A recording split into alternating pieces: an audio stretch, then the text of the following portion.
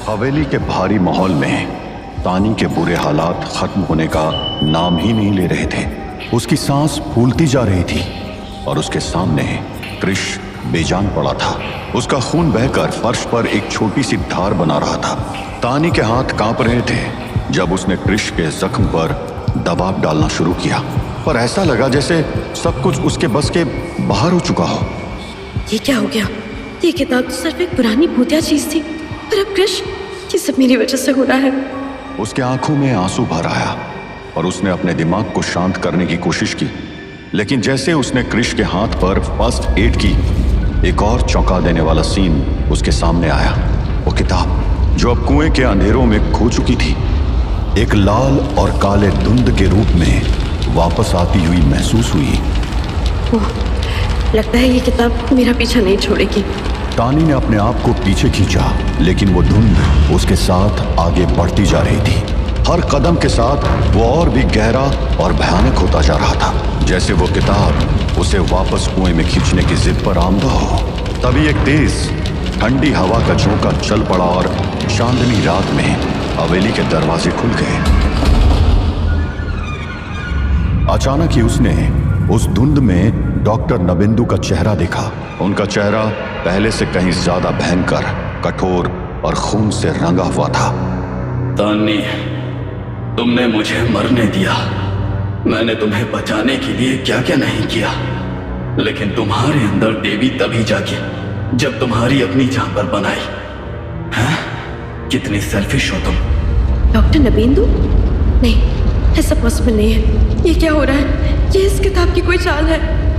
तानी ने डॉक्टर के अक्स को इग्नोर किया और होश संभाला। उसने कृष को उठाने की कोशिश की, लेकिन उसके पैर भारी हो गए, जैसे उस जगह के भयानक और अटूट ताकत ने उसकी हर हरकत को रोक दिया हो। किताब से निकल रही जंजीरों ने उसके पैरों को जकड़ लिया था। तभी हवेली के अंदर एक और छिपी हुई आवाज गूंजी, जैसे कोई और शक्तिशाली और प्राचीन चेतना उनके बीच आई हो। किताब के रास्ते को रोकना संभव नहीं। ये वो बंधन है जो कभी टूट नहीं सकता। तानी कृष को अपनी पूरी शक्ति के साथ खींचते हुए हवेली के दरवाजों की तरफ बढ़ी, लेकिन हर कदम के साथ उसने महसूस किया जैसे वो घनी धुंध उसके इर्द गिर्द और भी गहरी होती जा रही है। हवा में एक अजीब सी बू थी, जैसे खून और मिट्टी के मिलने से बनी हो। और अब डॉक्टर नबेंदु के साथ कुछ शैतानी शक्ति भी इस धुंध में उसके करीब आ रहे थे।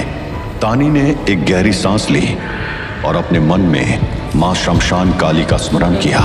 उसने अपने हाथ उठाए और मां काली के खड़ग का आह्वान किया। जैसे ही उसके मन में देवी का नाम गूंजा, एक रोशनी उसके हाथ में उतर आई और वो खड़ग उसके हाथ में थी। देवी के प्रकोप और शक्ति का साक्षात रूप। उस खड़ग से निकलती रोशनी ने हवेली के अंधेरे को चीर दिया और वो धुंध जो उसके और कृष के इर्द गिर्द मंडरा रही थी, अब चमकने लगी। तानी ने खड़ग को मजबूती से पकड़ा और उस धुंध पर वार किया। जैसे ही खड़ग ने धुंध को छुआ, वो धीरे धीरे बिखरने लगी। ऐसा लगा जैसे किसी शैतानी ताकत को कोई एक दिव्य शक्ति ने उसे रोककर मात दे दी हो। लेकिन उसी पल उसने देखा कि वो किताब जो अब तक उसके सामने थी, धीरे से हवा में गुम होने लगी। बस अब तुम्हारा खेल मेरे सामने नहीं चलेगा। तानी अभी अपनी खड़ग से किताब पर अंतिम वार करने ही वाली थी जब पीछे से एक हल्की सी आवाज आई। तानी, रुक जाओ। इस किताब को नष्ट मत करना। तानी ने तुरंत पीछे मुड़कर कृष की मदद की और उसके हाथ को पकड़कर उसे संभालने लगी। उसके चेहरे पर चिंता और धैर्य का अनोखा संगम था। लेकिन जैसे ही उसने कृष को उठाया, उन दोनों के सामने से वो किताब जो अब तक वहां थी, एक झटके से गायब हो गई। हवेली में अब गहराता हुआ सन्नाटा छा गया और चांदनी रात में सिर्फ उन दोनों की सांस लेने की आवाज गूंज रही थी। तानी ने कृष के हाथ को कसकर पकड़ रखा था। उस भयंकर साधना में कर्ण, पिशाचनी और अर्जुन अपने खून और अंग की बलि दे चुके थे, लेकिन वो मरा हुआ काला कौवा जो सात्विक शक्तियों से परिचित था, उसके कुंड में गिरते ही साधना का असर धुंधला पड़ने लगा। कर्ण पिशाचनी का चेहरा गुस्से से लाल हो गया और उसके हाथ में एक और भयानक शक्ति जागृत हो गई थी। लेकिन ये ठीक नहीं हो रहा है। कर्ण पिशाचनी को किसी का शिकार होना नहीं पसंद। मैं तानी के इशारों पर नाचना नहीं चाहती। मुझे उससे डर कर ज्यादा समय तक ऐसे इधर उधर नहीं भागना। तो क्या अब हमें अपने कदम वापस खींच लेने चाहिए? कहीं ये तानी के फेवर में प्रकृति की कोई चेतावनी तो नहीं? चेतावनी? कर्ण पिशाचनी को चेतावनी देने का अधिकार किसी को नहीं। उस लड़ाई के दौरान तानी में आई काली के ऑरा से हमारी शक्तियां कमजोर हुई है, लेकिन अब हमें अपना अगला कदम और भी सोच समझ कर उठाना पड़ेगा। हमें इतनी ताकत चाहिए कि इस बार तानी पर आया कोई भी दिव्य रूप हमें हरा ना पाए। कर्ण पिशाचनी ने अपने पुरानी चीनी वाले रूप में वापस आने का फैसला किया। धीरे धीरे उसका चेहरा, उसके बोलने का तरीका और उसका शरीर भी एक आम इंसान का रूप ले लिया, लेकिन उसकी आंखों में वही कातिलाना चमक थी। तुम फिर से अपने असली रूप में आई हो, लेकिन तुम्हारे चेहरे पर वो क्रूएलिटी अभी भी दिख रही है। ये सिर्फ रूप और हाव भाव है अर्जुन, लेकिन अंदर से मैं वही हूँ, वो शैतान का रूप जो तुम्हें अपने साथ ले चुका है। हम अब यहाँ रुक नहीं सकते। हमें अपनी शक्तियाँ दोबारा इकट्ठा करनी होंगी, और इसके लिए हमें कुछ ऐसे लोगों की जरूरत है जो घोर पापी हो, जिनके पाप से हम अपनी तामसिक शक्ति को और भी बढ़ा सकते हैं। और ऐसे लोग हमें कहाँ मिलेंगे? इस जगह पर ऐसे एक दो लोग मिल जाएंगे, लेकिन उतने काफी नहीं होंगे। हाँ, सही कहा। हमें यहाँ से बाहर निकलना होगा। शुरुआत में हमें कोलकाता का सफर शुरू करना होगा। वहाँ कुछ ऐसे लोग मिलेंगे जो सीरियल किलर हैं, तांत्रिक हैं, और जो अपने पापों के बल पर हमारी तामसिक शक्ति को और भी मजबूत बना सकते हैं। कर्ण पिशाचनी ने अपने जादू से ट्रेन की 2 टिकट्स निकाली और अर्जुन को दिया।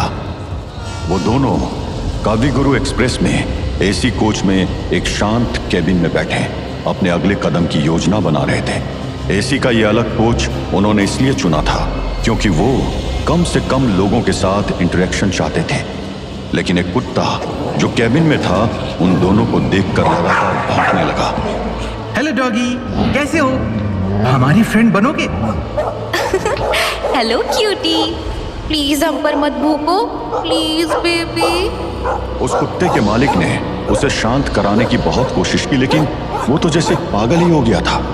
वैसे उनका कोच काफी आगे था, लेकिन इतना शोर जल्द ही किसी ऑफिशियल का ध्यान खींच सकता था। ओह, ये प्रकृति के मासूम प्राणी क्यों बार बार मेरे रास्ते में आ रहे हैं? ये कुत्ता हमारे काम में मुश्किलें डाल रहा है। इस तरह तो ये हमारा सफर शुरू होते ही मुश्किल बना देगा। बहुत हुआ, अब और बर्दाश्त नहीं। तुम इस कैबिन की ग्लासेस और पर्दे लगाओ अर्जुन। अगले पल में कर्ण पिशाचनी ने अपना असली रूप धारण किया और उस कुत्ते पर झपट पड़ी। उसके नाखून उस कुत्ते के गले में घुसते चले गए और एक ही पल में उसका गला काट दिया। उस कुत्ते के मालिक के चेहरे पर डर की परछाई थी। उसका चेहरा एकदम सफेद पड़ चुका था, लेकिन कर्ण पिशाचनी उस पर भी टूट पड़ी और उसके गले से खून चूसने लगी। तुम्हारे इस रूप में जो भयंकर और अद्भुत ताकत है, वो मुझे और भी तुम्हारी तरफ खींचती है। लेकिन ये जो इतनी गंदगी फैली है, इसका क्या? तुम बहुत नॉटी हो गए हो अर्जुन। मुझे भी तुम्हारा ये रूप बहुत आकर्षित करता है। सही कहा तुमने, इनको ठिकाने लगाना पड़ेगा। चलो, ये हमारे डिनर का इंतजाम कर देंगे। अब कुत्ते और इसके मालिक का डिनर ये नॉर्मल तरीके से तो करने का मन नहीं। कर्ण पिशाचनी और अर्जुन ने अपने जादू से उस कुत्ते और उसके मालिक को इनविजिबल कर दिया, जिससे कि कोई उन्हें देख न पाए। दूसरी ओर उन्होंने अपनी शक्तियों से वहां का माहौल को भी बहुत नॉर्मल कर दिया, जिससे कि कोई शक न कर सके। वेट, क्या हुआ? I want to kiss you for your beautiful accomplishment. Nice. चलो अब इनका लुत्फ उठाते हैं। कर्ण पिशाचनी ने कुत्ते का सर अपने मुंह में लिया और उसे चबाने लगी। अर्जुन ने भी उस कुत्ते के मालिक के सर को अपने मुंह में दबाया और कर्ण पिशाचनी का साथ देने लगा। वो दृश्य किसी आम इंसान के लिए जितना भयानक था, उतना ही उन दोनों को अराउज करने वाला था। कर्ण पिशाचनी ने पीछे मुड़कर अर्जुन को स्माइल दी। इस आदमी को पूरा कैसे खाओगे? थोड़ा शेयर करो ना, मैं तुम्हारी मदद करती हूँ। तुम भी इस एनोइंग कुत्ते का खून चख लो। अर्जुन ने झुककर कर्ण पिशाचनी को स्मूच किया और दोनों एक दूसरे का खाना खाने लगे। यम्मी, इंसान के साथ कुत्ते का मांस, वाह। थोड़ी देर बाद कर्ण पिशाचनी और अर्जुन उस कुत्ते और उस मालिक को पूरा खा चुके थे, लेकिन कैबिन से उनका खून बहकर बाहर आ गया था। ये देखकर किसी ने टीटीई और ट्रेन में मौजूद कांस्टेबल को खबर कर दी। अरे क्या हो रहा है अंदर? जल्दी दरवाजा खोलो। 1 घंटे में कोलकाता आ जाएगा और वहां पुलिस की टीम तुम्हें छोड़ेगी नहीं। मगर अंदर से कोई आवाज नहीं आई। अरे मैं कहता हूं जवाब दो, कितने लोग हैं अंदर? तुमने किसी को किडनैप भी किया हुआ है क्या? फक, इन लोगों को भी इसी वक्त आना था। मैं ढंग से रेस्ट भी नहीं कर सकी। यार, why this humans are so annoying. कोई बात नहीं, इनको भी इस कुत्ते के पास भेज देते हैं। आखिर हमारी प्राइवेसी खराब करने की कुछ तो सजा मिलनी चाहिए इन्हें।